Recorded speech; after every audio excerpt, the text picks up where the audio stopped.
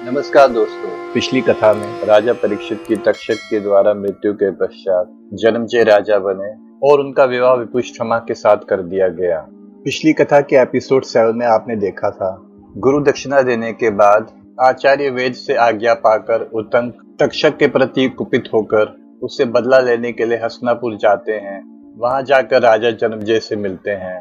उनसे मिलकर वे तक्षक के बारे में बताते हैं कि किस प्रकार तक्षक ने उनके पिता की हत्या की थी और उससे बदला लेने के लिए उन्हें प्रेरित करते हैं। उत्तांक बोले, मैं समझता हूँ कि शत्रु नाशन कार्य सिद्धि के लिए शास्त्रों के अनुसार बताए गए सर्प यज्ञ अनुष्ठान करने का उचित समय प्राप्त हुआ है। अतः महाराज, आप सर्प यज्ञ का अनुष्ठान करके उसकी प्रज्वलित अग्नि में उस पापी को होम दीजिए और जल्द से जल्द इस कार्य को कर डालिए। उग्र शिवाजी कहते हैं, महर्षियों, ये समाचार सुनकर राजा जन्मेजय तक्षक पर कुपित हो उठे। उस समय राजा जन्मेजय ने अत्यंत दुखी होकर उत्तंक के निकट ही मंत्रियों से पिता के स्वर्ग गमन का समाचार पूछा और विस्तार पूर्वक पुनः वर्णन करने को कहा।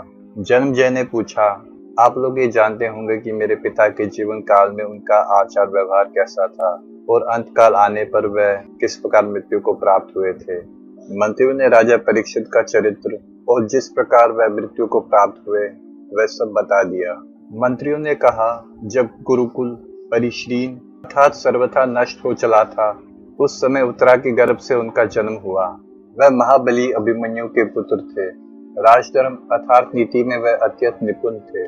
जन्मेजय के पूछने पर पिता की मृत्यु किस प्रकार हुई थी, इसका वृत्तांत मंत्रियों ने ठीक ठीक बताया, जैसा आप पिछले 2 एपिसोड में देख चुके हैं। मंत्रियों ने बताया कि राजा परीक्षित की मृत्यु के पश्चात आपका राजा के पद पर अभिषेक किया गया।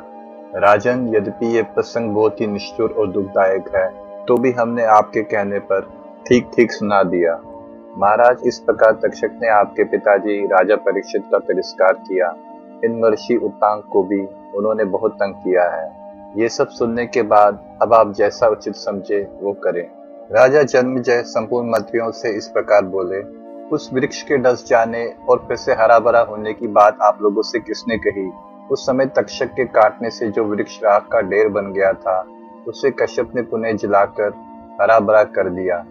ये सब लोगों के लिए बड़ी आश्चर्य की बात है। यदि कश्यप के आ जाने से उनके मंत्रों द्वारा तक्षक का विष नष्ट किया जाता तो निश्चय ही मेरे पिताजी बच जाते। परंतु उस नीच सर्प ने अपने मन में ये सोचा होगा, यदि मेरे डसे हुए राजा को ब्राह्मण जला देंगे तो लोग कहेंगे कि तक्षक का विष भी नष्ट हो गया।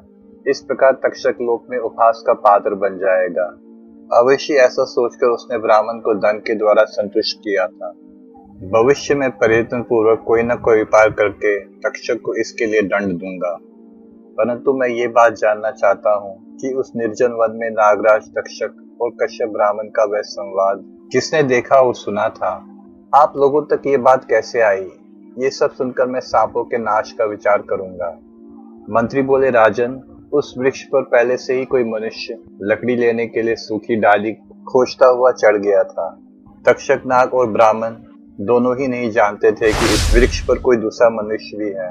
तक्षक के काटने पर उस वृक्ष के साथ ही वह मनुष्य भी जलकर भस्म हो गया था। परंतु राजेंद्र, ब्राह्मण के प्रभाव से वह भी उस वृक्ष के साथ जी उठा। नरश्रेष्ठ, उसी मनुष्य ने आकर हम लोगों से तक्षक और ब्राह्मण की जो घटना घटी थी वह सुनाई। राजन, इस प्रकार हमने जो कुछ सुना और देखा है वह सब कह सुनाया। ये सब सुनकर आप जैसा उचित समझे वो करें। उग्र शिवाजी कहते हैं कि मंत्रियों की बात सुनकर राजा जन्मेजय दुख से आतुर होकर संतप्त हो उठे और कुपित होकर हाथ से हाथ मलने लगे। वह बारंबार लंबी और गर्म सांसें छोड़ने लगे। उनके नेत्रों से आंसू बहने लगे और वह फूट फूट कर रोने लगे। राजा ने 2 घड़ी तक ध्यान करके मन ही मन कुछ निश्चय किया। फिर सारे मंत्रियों से इस प्रकार बोले, मंत्रियों, मेरे पिता के स्वर्गलोक गमन के विषय में आप लोगों का ये वचन सुनकर मैंने अपनी बुद्धि द्वारा जो कर्तव्य निश्चित किया है उसे आप सुन ले। मेरा विचार है, उस दुरात्मा तक्षक से तुरंत बदला लेना चाहिए, जिसने रिंगी ऋषि को निमित्त मात्र बनाकर स्वयं ही मेरे पिता महाराज को अपनी विष अग्नि से दग्ध करके मारा है। उसकी सबसे बड़ी दुष्टता यह है कि उसने कश्यप को लौटा दिया। यदि वह ब्राह्मण देवता आ जाते तो मेरे पिता निश्चय ही जीवित हो सकते थे। यदि मंत्रियों के विनय और कश्यप के कृपा प्रसाद से महाराज जीवित हो जाते तो इसमें उस दुष्ट की क्या हानि हो जाती? राजा परीक्षित को जीवित करने की इच्छा से आए हुए कश्यप ब्राह्मण को तक्षक ने वो वंश रोक दिया। दुरात्मा तक्षक का ये सबसे बड़ा अपराध है कि उसने ब्राह्मण देव को इसलिए दंड दिया कि वह महाराज को जीवित ना करे। इसलिए मैं महर्षि उत्तांग का अपना तथा आप सब लोगों का अत्यंत प्रिय करने के लिए पिता के वैर का अवश्य बदला लूंगा। इस वीडियो को अधिक से अधिक लाइक और शेयर करें और महाभारत कथा से जुड़ी विशेष जानकारी के लिए चैनल को सब्सक्राइब करें। जय श्री राम।